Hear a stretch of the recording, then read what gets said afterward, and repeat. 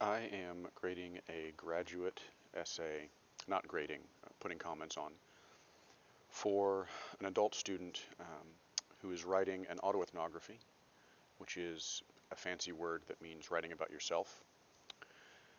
And I thought it would be useful to record my process because this is exactly what I do with every essay I grade, whether it be from Comp 1 all the way up to graduate students or other staff or faculty asking me to take a look at pieces of writing. I'm using Google Docs because it has a smoother comment system than MS Word, but you can do pretty much the same thing in MS Word. And as you can see, my comments are pretty frequent, several per page, and I will walk us through what I am looking for and what I always comment on, what I see all the time, and if I have any thought process that goes into it, I'll say it out loud so we have an idea of not only what I'm looking for, but how I think we can avoid, as writers, some of these problems. The biggest thing that I've already put on this paper is second person. We need to avoid second person just as a rule. This can be kind of a flexible rule depending on the assignment, but in most academic papers, you're going to avoid second person. It's too informal. Also, students frequently use second person when they mean themselves. So for example, this person is writing as a future teacher. They're going to be a teacher, and they say throughout the different education settings, you can be faced with many different teachers and professors. What they mean is students can be faced, right, in that case. And earlier up here, when they say as educators, they mean as an educator will be faced with these questions, and how will you answer them? What she means is how will I, as an educator, answer them? I, the writer, right? So avoid second person just kind of as a rule. Another thing that I see frequently is the singular plural problem. Them is a plural pronoun. So this person says, each student who will take a step into my classroom, I'm going to give them. What she means is I'm going to give she or he, right? Or she should say, my main goal for students who enter my classroom. So that way our plural singular matches. And that is something that will throw off your reader and distract from your ideas.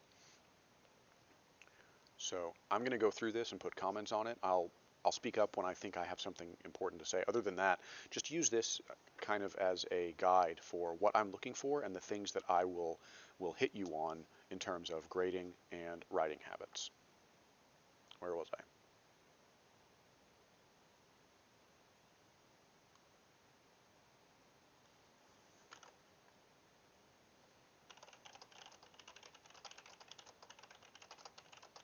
This writer has a habit of putting together very long sentences. There's nothing wrong with that, but in this case, it gets a little breathless.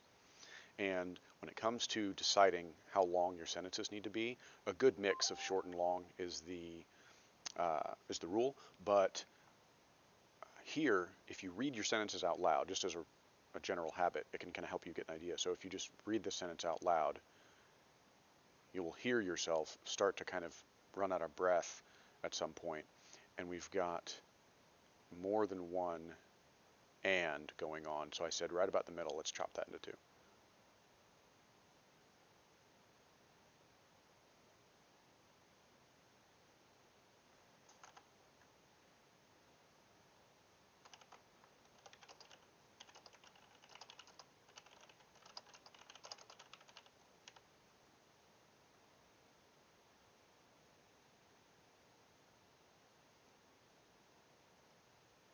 This is another thing I find student writers do all the time. This is too vague. Throughout my time in different settings. What does that mean?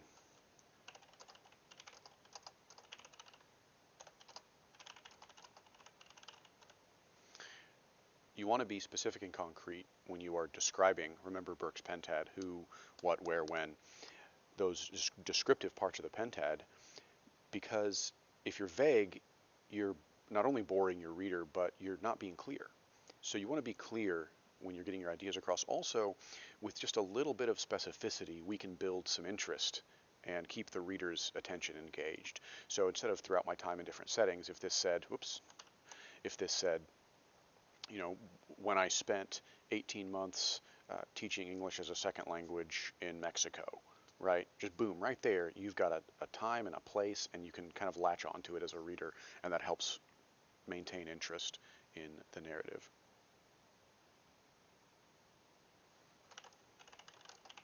Frequently, when I make comments on something multiple times, this is the third time I've hit this writer for second person. I'll just put it real quick. So the first time I'm kind of specific, but after that I just get pretty brief because I've got to move on. This person is missing last name up here. You need to have your last name as the writer. I'm not going to type it in for them because obviously I'm protecting their identity, but they should have their last name right here by their page numbers.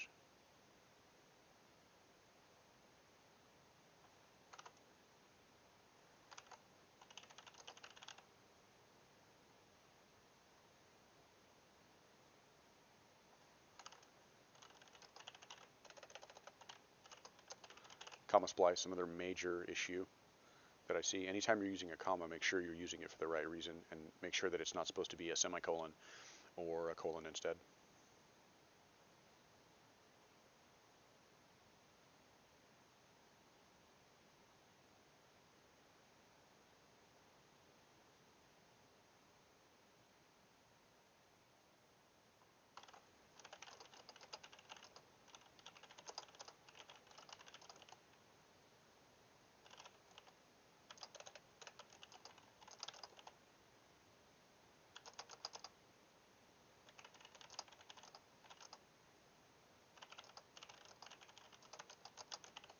I usually will not give specific suggestions for fixes on Comp 1 essays um, because I want you guys to be able to kind of figure it out for yourselves. Because the student's a grad student, and I'm not trying to teach them in the same way, I'm just kind of editing or proofreading.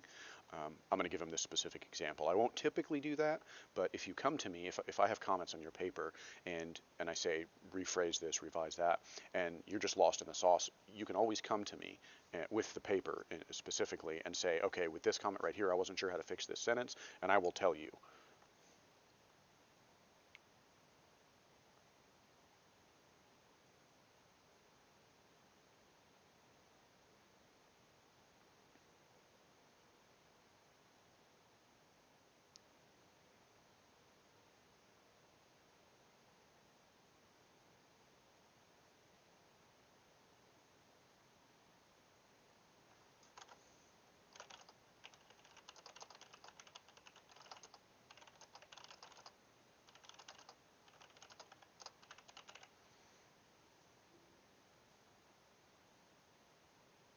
And right here, you can see I'm not giving a specific example. I'm just saying revise it. Anytime that happens, you should read it out loud. If you read this sentence out loud, the whole sentence here, you will hear how it's kind of rough.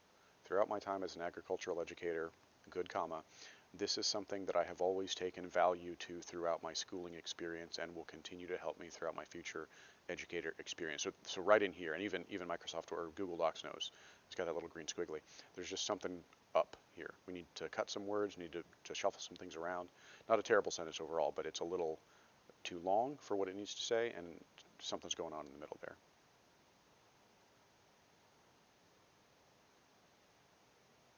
Wrong word, this happens all the time. She means done.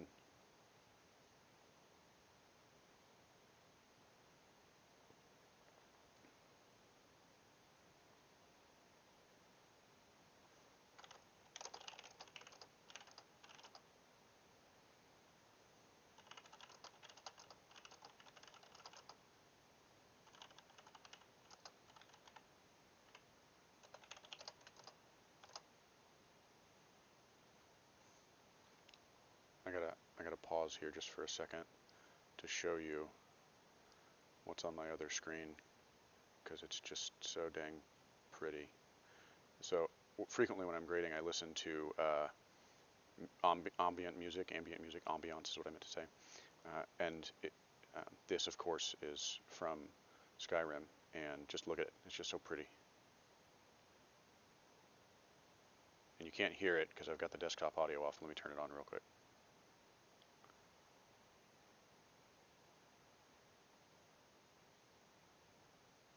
Let's see.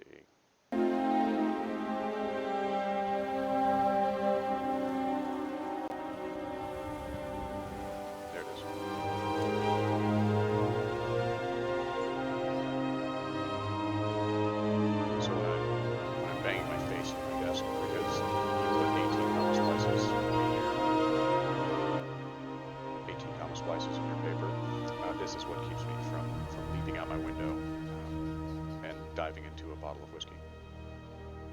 Just FYI. Let's leave that music going in the background for you. Nice and gentle. There we go. Okay. So, where were we? Yeah. So this is just a lack of clarity here. We were using therefore, which is a conjunction that tells us there should be a causal connection. Blank, therefore, blank, and I really don't see why that is, so I'm telling her, hey, fix that.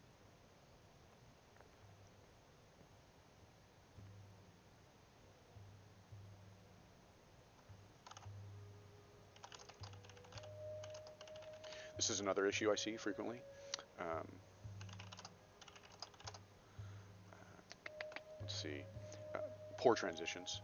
I know it's tricky to figure out what order your paragraphs should come in, and then once you've got them, tying them together with transitions is an art all of its own, and that's something we'll go over in class. But as a graduate student, this person should have a stronger transition here.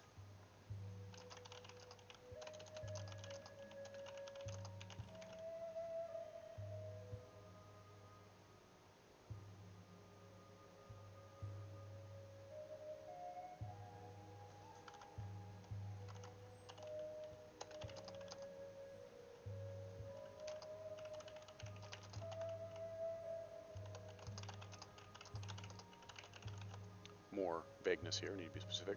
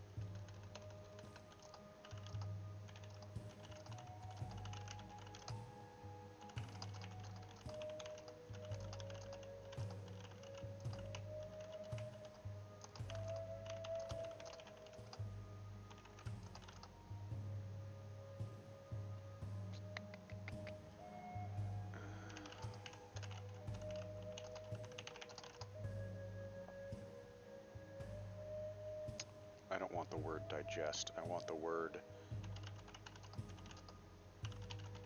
There we go.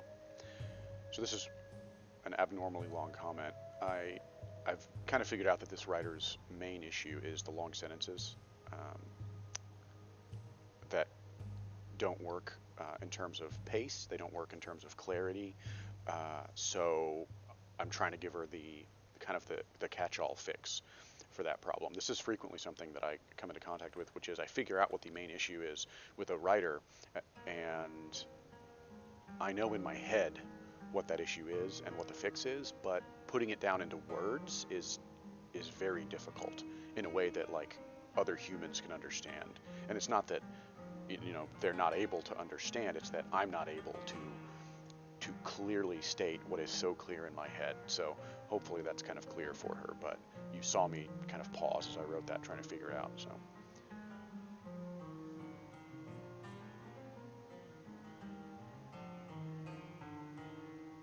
one thing that I frequently do with any essay I'm proofing or grading is I pack more comments in at the beginning as I see new issues, but then once I've started to kind of see everything there is to be seen, I'll comment less and less, and eventually I will stop commenting altogether, and I'll put a note or comment right there at that spot that says, hey, I stopped commenting here. Keep looking through the essay for issues A, B, and C, but if all I'm seeing are issues I've already commented on, I'm not going to go through every single page with a fine-toothed comb. Because remember, I want to avoid the urge to dive into a bottle of whiskey, so I have to save my sanity at some point.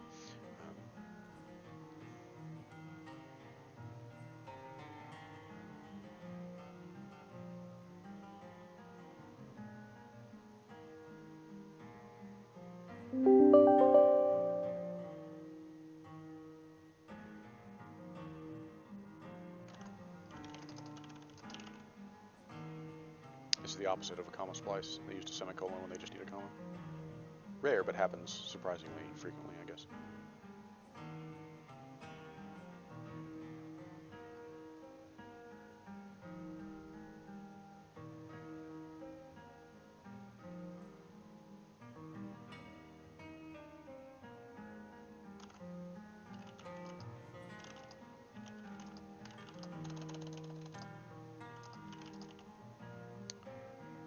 Pasture.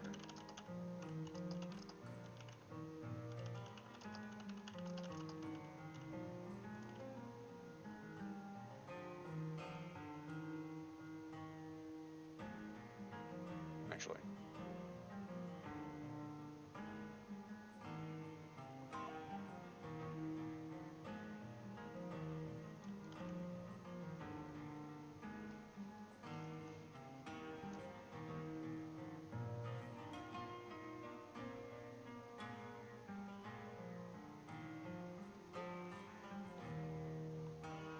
Let's see.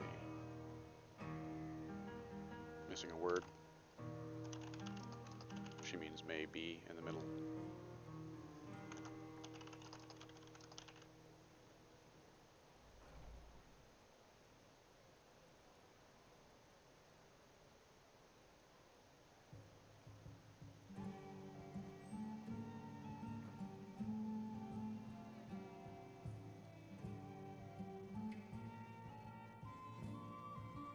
So here she has this detail. Many of her rural students don't even know that chocolate milk does not come from brown cows. That is a good specific detail because people who are outside of the environment she's talking about probably aren't aware that that's a thing, and that people are confused about or don't know. And it really captures kind of the essence of what she's talking about. In her case, coming from a really small school in a very rural area. So I'm going to tell her that.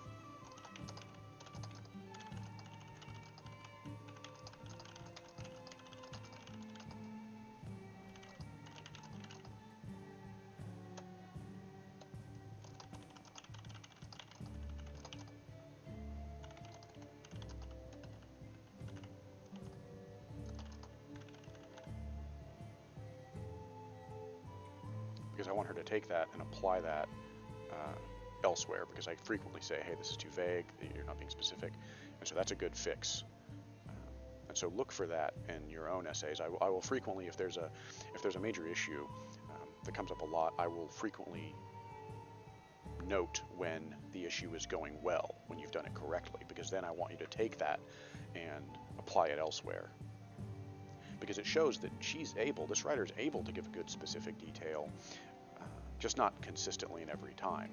So that's good news, because if she can spread that out over the whole essay, it'll be a much stronger essay.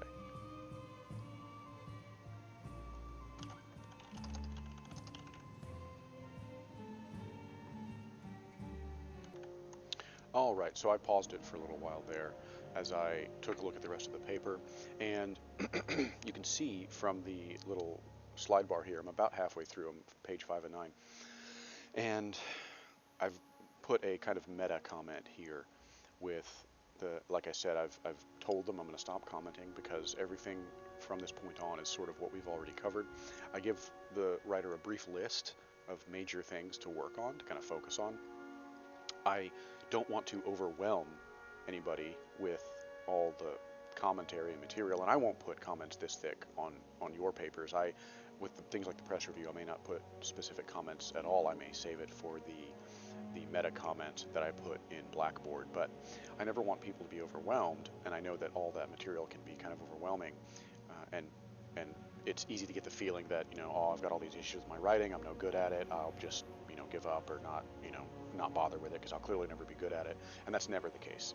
Everybody can improve. We all have areas we can improve on, no matter where we're at in terms of writing and idea development, and argument structure, yada yada. So I try to give them a few things, 2 or 3 things to work on, because that's a manageable list, and I try to be as specific as I can, and then I give them kind of the breakdown of what I think. And in this one, if you read through it, you'll see I'm fairly direct.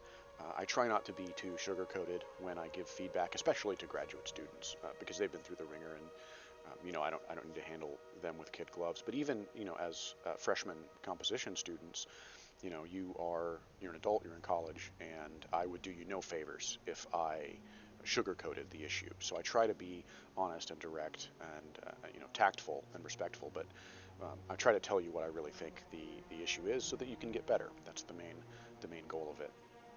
So if you have questions about anything I put on any of your assignments, whether it be in Blackboard when I give you the grade or comments on the assignment itself, anything at all, you can always bring that to me, either in email or in person, and say, hey, look, I wasn't sure what you meant here, or you told me that I needed to work on this, but I thought I was doing that well, or I got a poor grade in this category and I don't know why. Any question you have, I am more than happy to explain. That's my job, not to just put arbitrary marks on things. So I hope this helps. As always, you can email me with any questions that you may have.